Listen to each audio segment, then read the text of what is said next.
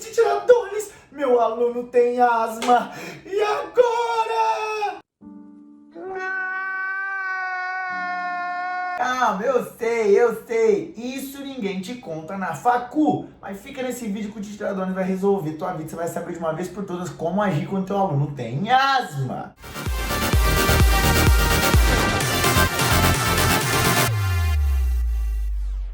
E aí, que bacana que você tá aqui, ó, se liga, tô passando aqui só pra lembrar, se inscreve no canal se você não é inscrito ainda, porque é muito importante, nós temos vídeos semanalmente, ativa o sininho pra você receber em primeira mão todos esses conteúdos, e já comenta aqui relacionado a um vídeo que você queira ver, ou sobre algo, pra que eu possa poder te ajudar naquilo que você tem dúvida. Comenta agora, você não vai perder um segundo e você vai ajudar nosso canal a explodir cada vez mais conteúdo de qualidade, embasado cientificamente, pra ajudar pessoas ao redor do mundo. Então, se inscreve, comenta e ativa o sininho, é nóis! Agradecer Coutinho, Teixeira Coutinho, meu querido aluno da comunidade Fisiologia na Prática, que fez essa pergunta, uma pergunta excepcional. Fala, meus fisiologistas da prática, Titiradones Carnevale aqui. Quando falamos do asma, eu sei, isso ninguém te conta na faculdade. Não é nada de outro mundo, o Titiradones vai descomplicar essa jossa pra você. Quando nós falamos em asma, eu sei, tem centenas, milhares de pessoas que têm asma e você se depara diariamente quase com alunos que têm asma. Eu sei. Então vamos descomplicar essa jossa. A primeira parada que a gente precisa saber é o que é asma.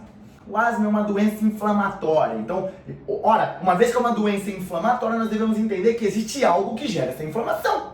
Por exemplo, quando você tem uma inflamação na garganta, existe algo que gera essa inflamação na garganta. Geralmente pode ser uma bactéria, pode ser um vírus. Então, algo gera inflamação. No asma é a mesma coisa. No entanto, quando se trata do asma, existem fatores que geram alergia. Existem fatores alergênicos que, quando eles interagem com a célula pulmonar, quando eles interagem com essa célula pulmonar, eles geram a liberação de inúmeras citocinas, de inúmeros agentes pró-inflamatórios, famosas citocinas, famosas interleucinas.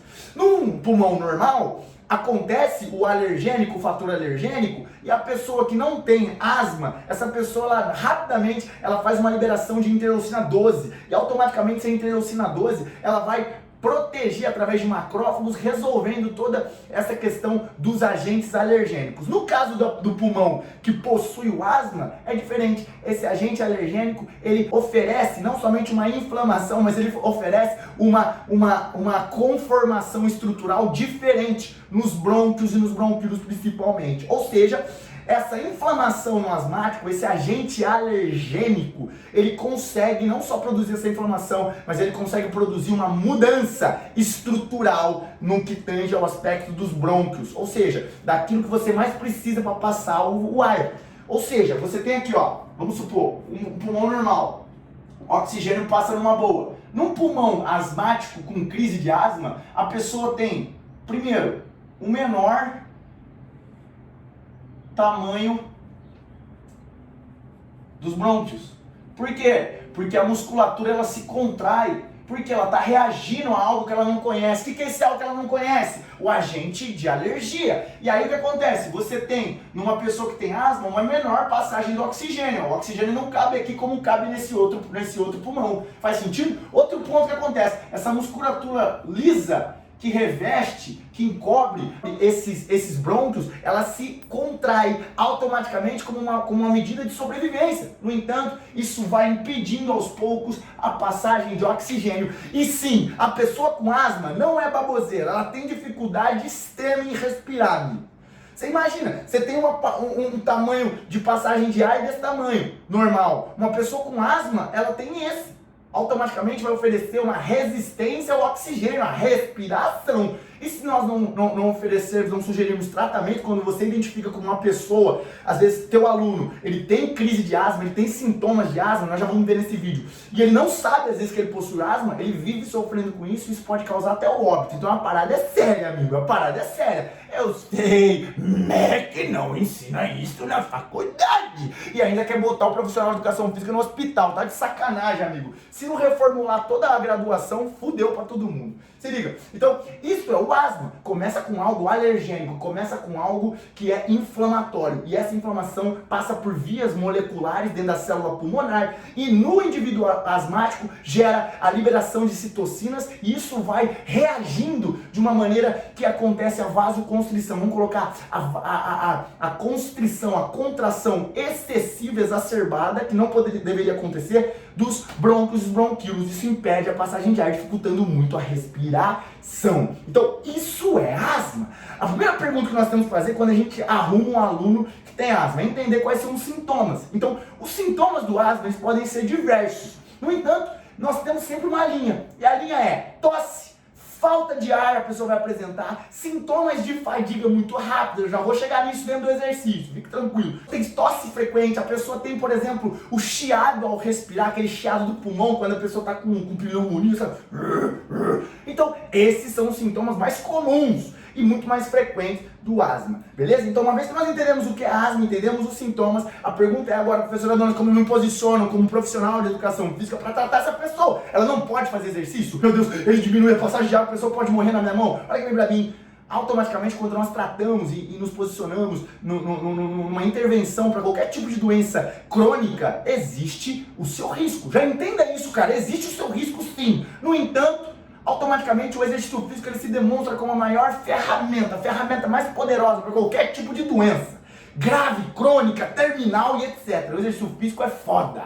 A Educa é foda, entenda bem. Diante disso, nós devemos entender como se posicionar com o tratamento do asma. Obviamente, eu deveria te dar aqui uma aula de 28 horas falando só sobre trato respiratório, para que você entendesse isso de uma maneira mais aprofundada. Mas aqui eu vou te dar algumas dicas para que você possa se posicionar e você está recebendo alunos diariamente aí na tua academia, como personal trainer, e você muitas vezes tem receio e não sabe o que fazer. Ei, Mac, gratidão! Então vamos lá. A primeira coisa que a gente tem que entender é qual é o quadro clínico específico dessa pessoa.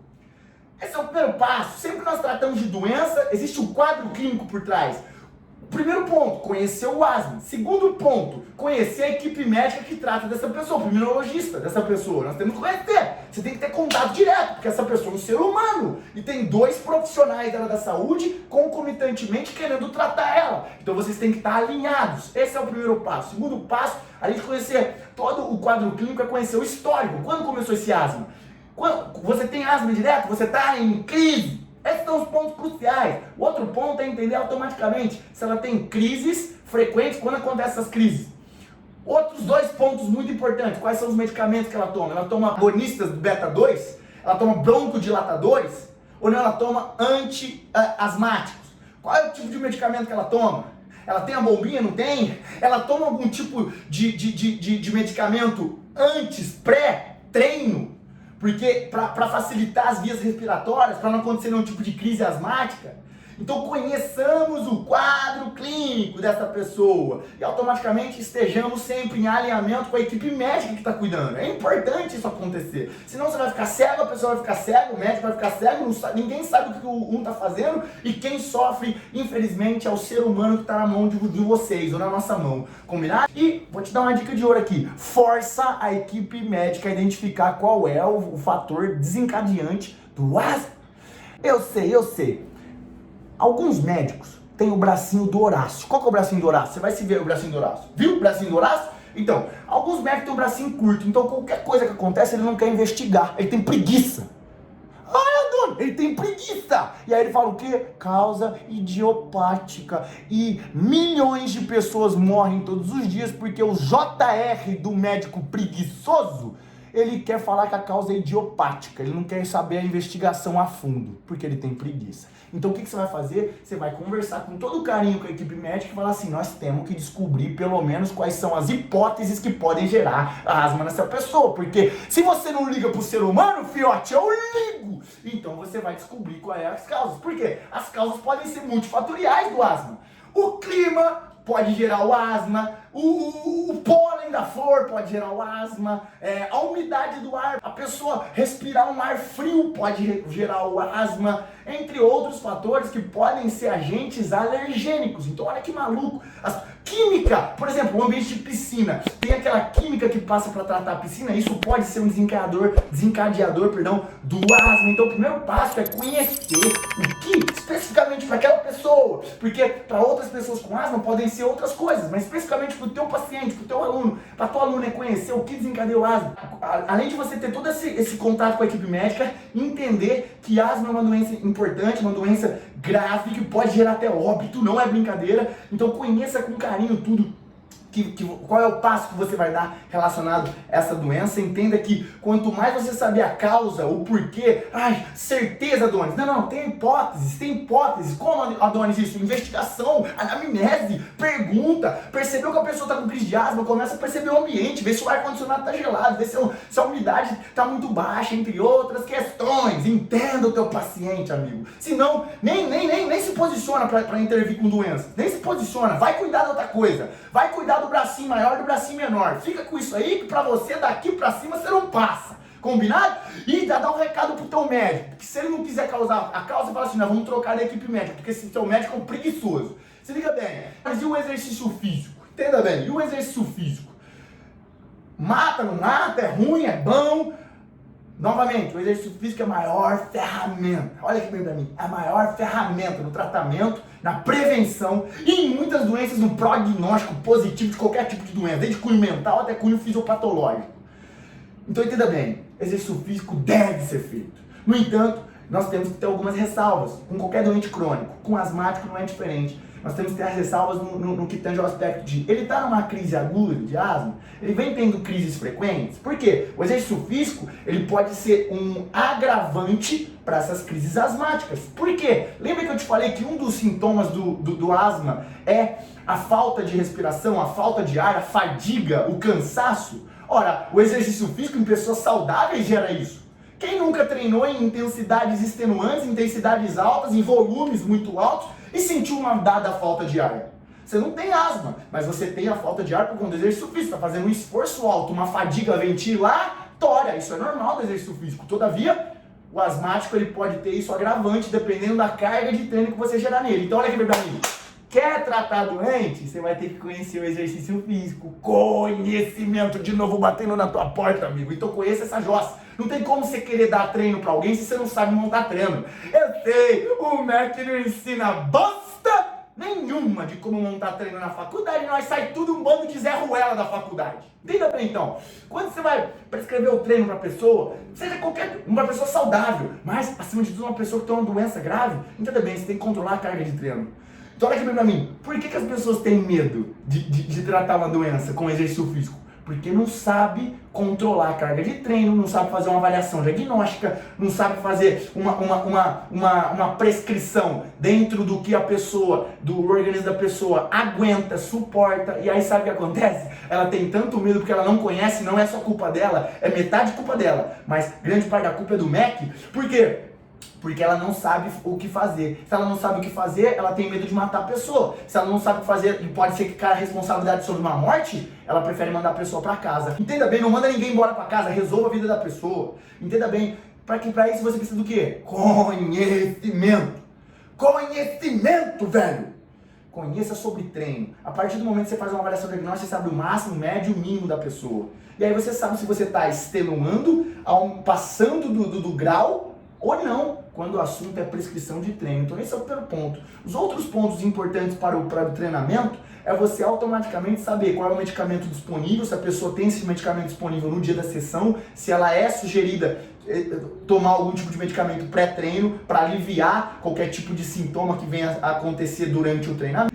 E o segundo ponto é identificar automaticamente junto com a equipe médica quais são os sintomas desencadeadores desse asma. E a partir daí você vai ter um treino numa segurança automática. Você vai ter um treino numa segurança consequente. E sim, o exercício físico, ele produz, olha aqui pra mim, ele produz benefícios imensuráveis com pessoas com doenças pulmonares de vários tipos. Por exemplo, a doença obstrutiva pulmonar, que é o DPOC.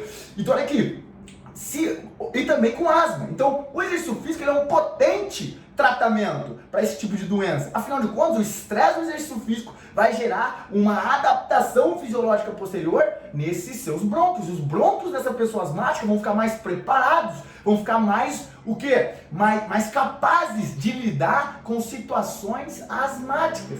Então, amigo, o exercício físico ele vai produzir adaptações fisiológicas pulmonares respiratórias que vão permitir um prognóstico muito positivo dessa doença do asma. No entanto, quando você pega o teu aluno, que é a minha maior preocupação, você tem que saber tudo isso que eu te contei nesse vídeo. E automaticamente, não somente ter cautela, mas partir para ação. Coloque em prática tudo isso que eu falei, amigo. Olha que meu amigo, fica só na teoria não, que você vai ficar obeso cerebral. Entenda bem, coloque em prática tudo isso que eu te falei, com cautela, mas vá colocando aos poucos. Quando eu falo para você, Adonis, o exercício físico ele é ruim, ele pode causar sintomas? O exercício físico pode causar sintomas do asma sim, pode desencadear sintomas do asma, mas principalmente para as pessoas que não estão controlando o seu asma corretamente. Então você vai ter um bate-papo com o seu aluno, com o paciente, que é diferente de uma pessoa que é saudável, sedentária saudável. Uma pessoa que tem um asma é um bate-papo diferente. Você vai ter que fazer uma outra anamnese, você vai ter que fazer um outro tipo de abordagem. E a partir daí, uma vez que você conhece a pessoa, que você entende que ela está controlada, o exercício físico só vai trazer benefícios.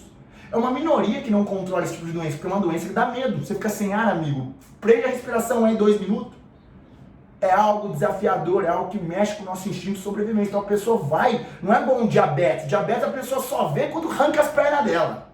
O asma não, velho. O asma, a crise, a pessoa fica sem ar. Então as pessoas geralmente controlam, mas sempre vai ter alguém que não controla. Eu só quero que você, como profissional de educação física, se posicione e entenda que existem pessoas que não vão controlar. E essas pessoas que não estão controlando o asma, essas pessoas podem ter o asma induzido pelo exercício físico, que é um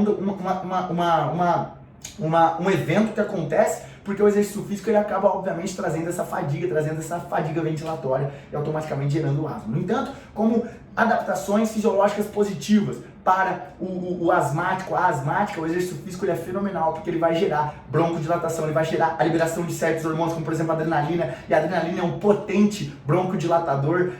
A adrenalina se liga nos beta-2 adrenérgicos que faz essa vasodilatação, essa broncodilatação, e ele é show. Durante o exercício a pessoa está altamente dilatada e o oxigênio está vindo de uma maneira positiva, por mais que você tenha essa fadiga ventilatória. O grande risco com o asmático é você, depois do treino, alguns minutos ou algumas horas após o treino, porque conforme for essa readaptação, esse reajuste pulmonar perante aquele estresse que você gerou, pode ser que a pessoa tenha algum tipo de efeito colateral. No entanto, de novo, principalmente esses efeitos asmáticos serão observados em pessoas que não controlam o seu asma. Diante disso, meu doutor diz, com exercício físico, primeiro ponto já está, posicionamento, uma anamnese muito bem feita, e automaticamente você tem um controle da sua carga de treino. É por isso que, amigo, quando se trata de doença, não é qualquer JR que entra na jogada, tem que ter conhecimento, mas não é só conhecimento, é conhecimento prático. Então quando nós entendemos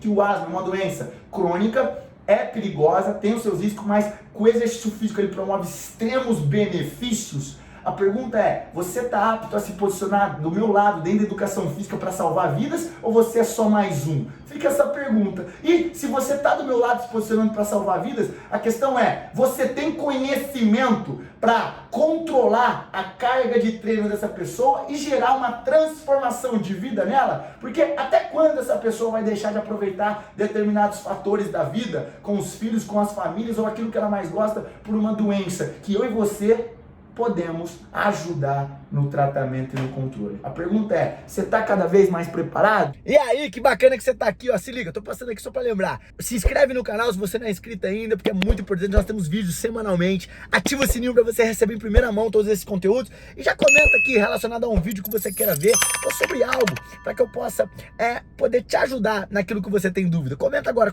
você não vai perder um segundo e você vai ajudar nosso canal a explodir cada vez mais conteúdo de qualidade, embasado cientificamente, para ajudar pessoas ao redor do mundo. Então, se inscreve, comenta e ativa o sininho. É nóis!